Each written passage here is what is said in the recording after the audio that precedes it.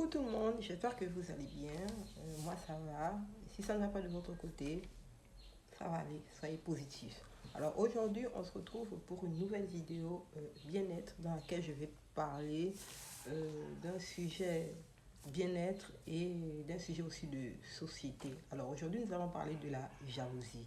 Plus précisément de la jalousie dans les familles. Et oui, dans les familles. Je ne vais pas dire dans les familles africaines, je vais dire dans la famille en général. Parce que la jalousie est devenue vraiment un fléau qui divise toutes les familles qui sont en Afrique ou même chez les Blancs, comme on dit souvent, la jalousie est omniprésente et omnipotente et c'est très grave. Alors dans la vidéo aujourd'hui, nous allons voir comment gérer les gens jaloux de la famille, la jalousie, les personnes jalouses dans les familles, comment les gérer. Alors, avant de vous expliquer comment gérer les personnes jalouses, il faut d'abord savoir c'est quoi la jalousie. Simplement, la jalousie, c'est quand quelqu'un te déteste parce que tu as réussi plus que lui ou tu sembles avoir réussi plus que lui au niveau de la famille. Comment tu peux reconnaître quelqu'un de jaloux? C'est simple. Ça peut être quelqu'un qui parle de toi derrière ton dos, ça peut être quelqu'un qui fait circuler des rumeurs pas vraies sur toi. Il y a des rumeurs vraies, il y a des rumeurs fausses. Ça va être quelqu'un qui te souhaite le mal, quelqu'un qui souhaite du mal à tes enfants. Bref, euh, c'est quelqu'un de vraiment toxique pour toi, quoi. C'est ça, quelqu'un de jaloux. C'est comme ça que tu dois reconnaître que, ah, telle personne est jalouse de moi. Mais non, comment gérer ça? Comment gérer cette personne qui est jalouse? Alors, je vais te donner 4 idées qui vont t'aider à gérer les personnes jalouses de la famille. Première chose que tu dois faire, tu ne dois pas partager avec cette personne. Ne partage pas avec cette personne. Il y a une idée fausse qui circule souvent, selon laquelle quand une personne est jalouse de toi, c'est parce qu'elle n'a pas. Donc si tu lui donnes, elle va plus être jalouse. Mais en fait, c'est faux. La vérité, c'est que une personne qui est jalouse est en réalité en compétition avec toi. Donc a toujours envie de montrer qu'elle est mieux que toi. Si tu lui donnes de la force, cette personne va utiliser cette force contre toi. Est-ce que tu comprends? C'est simple. Ah, c'est quoi cette mouche-là? Excusez. C'est comme si tu étais en face de, tu avais en face de toi un chien enragé et que tu disais, bon, je vais lui donner une cuisse de poulet comme ça, le chien enragé n'aura pas envie de me manger. Ce qui est sûr, le chien va manger d'abord lorsque tu vas lui donner et ensuite le même chien va s'attaquer à toi. Donc, c'est pas la peine de penser que tu vas lui donner et que en lui donnant, elle sera plus jalouse. Non. En lui donnant, tu vas encore lui donner la force pour te pourrir la vie. C'est tout simplement ça.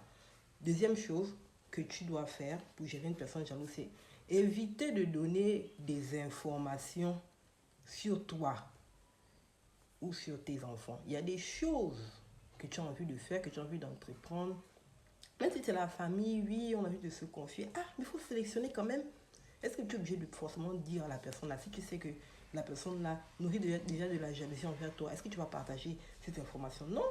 Les choses comme, je sais pas, des ambitions de mariage, des ambitions professionnelles, c'est pas des choses que tu vas partager avec cette personne. Non.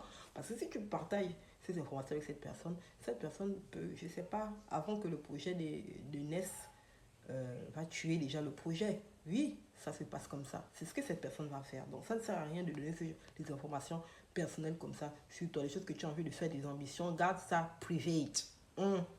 Certaines choses doivent rester privées. Maintenant, troisième chose que tu dois faire, il faut confronter. Troisième idée, c'est qu'il faut confronter la personne. Quand je dis confronter ici, je suis pas en train de dire que tu vas venir agresser la personne. On est dans une situation de bien-être.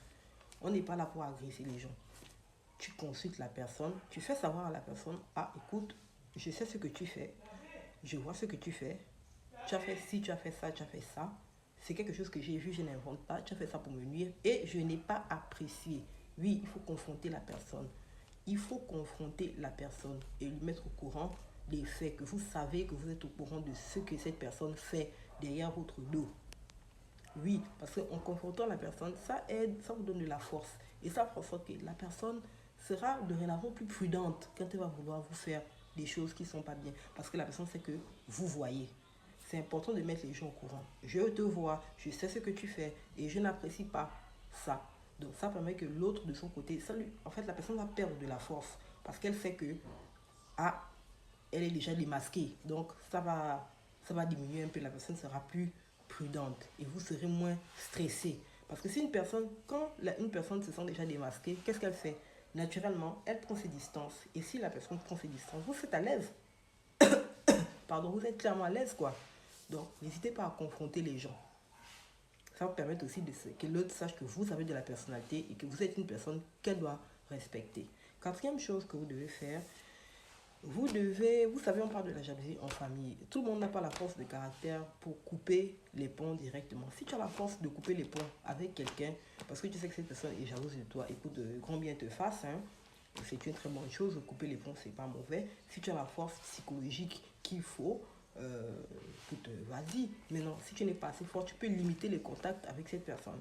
C'est-à-dire, tu organises un truc chez toi, ne te sens pas obligé d'inviter cette personne. Ne te sens pas obligé de rendre service à cette personne. Ne te sens pas obligé de faire des choses pour cette personne. Tu limites les contacts au strict minimum. Tant que vous arrivez à vous saluer, que vous arrivez à être courtois, c'est ce qui compte. Mais ne te sens pas redevable. C'est vous limiter les contacts. Si ce n'est pas obligé, on ne se voit pas. Voilà, parce que moins vous serez en contact avec cette personne, moins vous serez stressé, moins vous allez être anxieux, moins vous serez méfiant.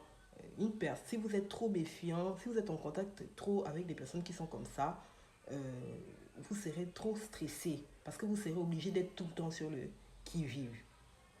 Est-ce que vous comprenez? Donc, on limite les contacts avec ce genre de personnes.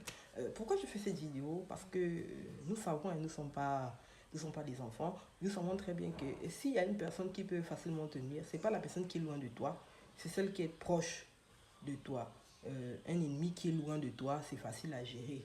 Mais par contre, un ennemi déguisé en membre de la famille, ça c'est très dangereux. Donc il faut savoir comment gérer cette personne parce que oui, elle est proche de toi. Et donc elle peut facilement t'atteindre parce qu'elle sait connaître tes forces et connaître tes faiblesses. Donc c'est pour cela qu'il est très important de gérer ce genre de situation de façon concrète. Parce qu'il ne faut pas jouer avec. On peut jouer avec les gens qui sont, c'est pas grave, mais les gens qui sont proches de nous là, on doit faire très attention.